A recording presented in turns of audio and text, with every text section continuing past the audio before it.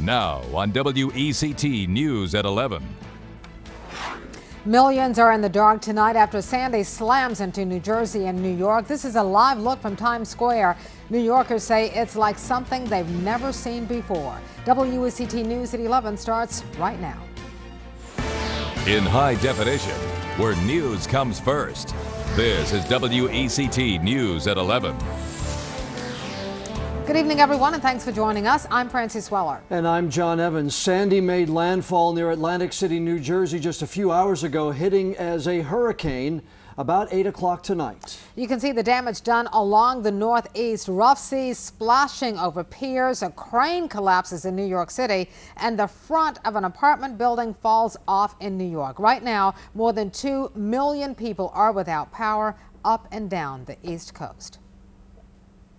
Now, First Alert meteorologist Rob Ellis is with us. And Rob, this storm is really, I guess you can't say it's just getting started, but it still has a long way to go for the folks in those two states. Yeah, the good news here is it does appear that the highest water has already moved into New York and will start to recede. The tide is coming down. We're also seeing the wind shift play into that. I want to show you a picture of the satellite imagery. Then I'm going to show you some pictures coming out of the New York City area that are pretty impressive. Let's start with that satellite image.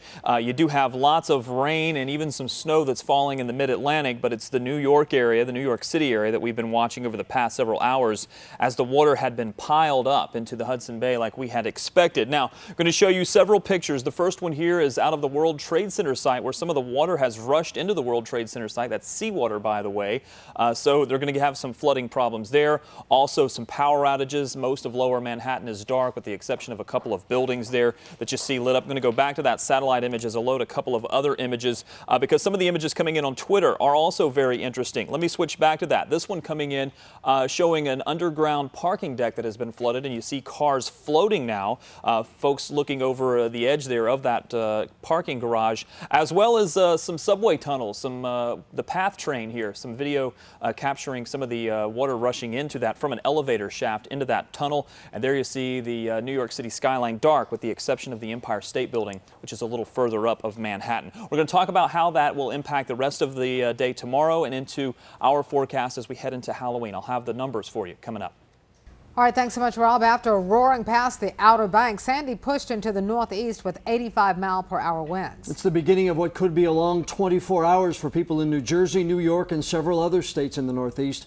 Jay Gray reports now on what the storm has done already. Hurricane Sandy barreled into the northeast Monday night, technically downgraded to a post-tropical system, but the storm still delivering a ferocious blow as it came ashore. By all accounts, Sandy is a monster storm. At its peak, extending 700 miles wide with hurricane-force winds stretching out 175 miles from the center. More than 50 million people could be affected. The storm has knocked out electricity across the region, downing trees and power lines, flooding low-lying areas, and wreaking havoc for everyone in its path. Many listened to the early warnings to evacuate. For those that chose to ride out the storm, an ominous warning from New Jersey Governor Chris Christie. If you're still able to hear me, we need you to hunker down and get to the highest point possible in the dwelling that you're in.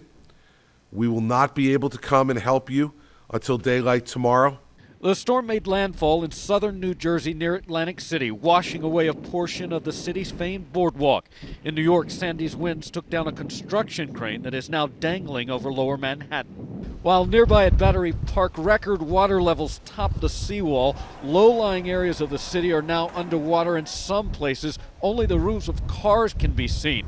Millions are also without power. This is a once-in-a-long-time storm. The surge is very high. We expected it to be high. It's in fact slightly higher than what was forecasted.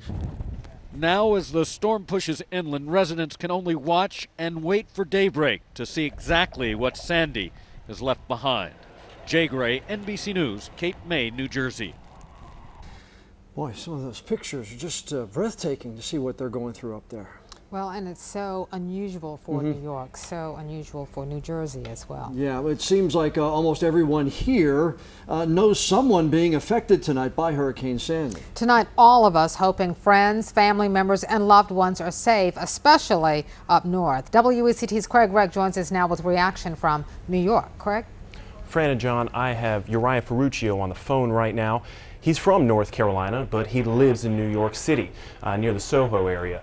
One of the millions without power tonight. Uriah, we talked earlier, but what's it like there right now since the power's gone out? Well, the wind and the rain have both died down a little bit, which is good, obviously, because our building was shaken pretty bad earlier.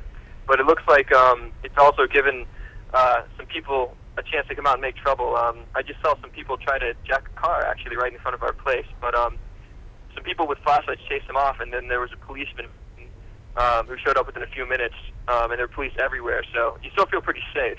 Yeah, you talk about that police presence. I know when we spoke on the phone earlier, you said that you believed emergency crews had a good handle on the situation. Is that still the case?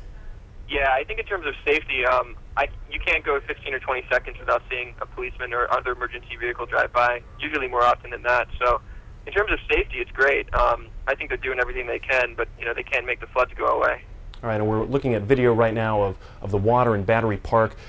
I know we talked earlier on the phone about you being from North Carolina. You said you're prepared for this storm, but from what we're seeing here with all this water, do you have any second thoughts about staying where you are tonight? Actually, no. To be honest, I got really lucky. I never even imagined that something like this could happen when I got my apartment, but it just so happens that I picked a place almost dead center in the middle of the part of Manhattan that I'm in, and so we aren't even in an evacuation zone. So in terms of flooding, we should be pretty safe. And in New York, the water still runs with the electricity off. So I think unless you're actually in a flood zone, the city's keeping things safe, and you should be all right. So far, so good, at least. Uriah, I'm sorry, I'm going to cut you off there, but it's good to hear that you're safe. I got to thank you for taking the time to speak with us this evening. And I know you mentioned that you do have family in the area. If they're watching this tonight, I'm sure they'll be happy to hear that you're safe tonight. Reporting live in the newsroom, Craig Reck, WECT News.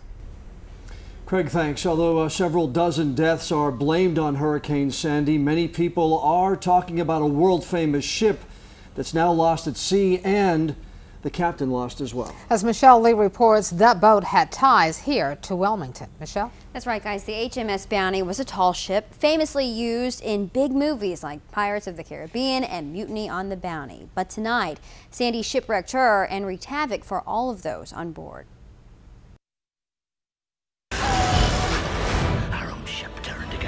He was the pride of so many. Captain, I wish to report a mutiny. The Black Pearl in recent history. First ship ever to be built from the keel up. The Bounty at its core. Isn't this awesome? She was the beholder of beauty for tall ships, and we saw firsthand the life's work of Robin Walbridge. Oh, it's fantastic to live on a boat like this. We actually kind of live the way they did 200 years ago. So. Surely he had no clue he'd really go down with the ship.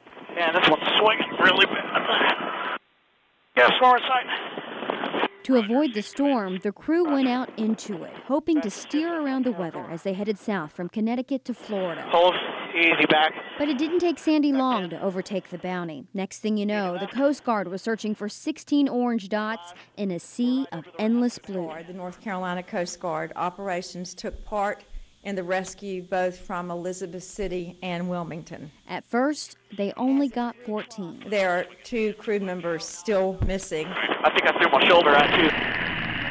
A 15th person was found hours later, but this time there were no cheers. Hi there. Claudine Christian was pronounced dead, leaving little hope for the captain who so violently, yet so poetically, seems lost with his ship. There's no way he'll be able to swim that far.